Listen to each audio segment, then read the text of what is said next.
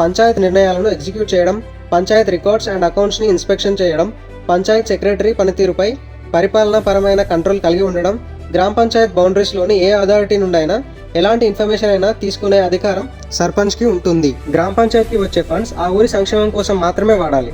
విలేజ్లోని ప్రతి స్ట్రీట్స్లో లైట్స్ వేయించడం, water supply విషయంలో ఎలాంటి ప్రాబ్లం రాకుండా చూసుకోవడం, డ్రైనేజ్ మెయింటెనెన్స్ అండ్ శానిటేషన్ ప్రాపర్గా చేయించడం, గ్రామ ఆస్తులను పరిరక్షించడం, ఎప్పటికప్పుడు జనన మరణాలను రిజిస్టర్ చేయించడం, ప్రైమరీ హెల్త్ కేర్స్ అండ్ ప్రభుత్వ పథకాలను లబ్ధిదారులకు అందేలా చేయడం, ఊర్లో అన్ని వర్గాల మధ్య శాంతి ఐక్యత భావాలను పెంపొందించేందుకు సర్పంచ్ కృషి చేయాలి.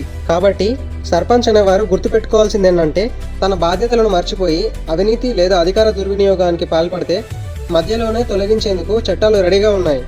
అండ్ చివరిగా ఫ్రెండ్స్, ఎలక్షన్స్ వస్తాయి పోతాయి, కానీ ఊరు శాశ్వతం.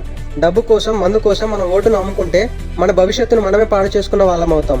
మంచి నాయకుడిని ఎన్నుకుందాం, మన పల్లెను ప్రగతి పదంలో నడిపిద్దాం. జై హింద్.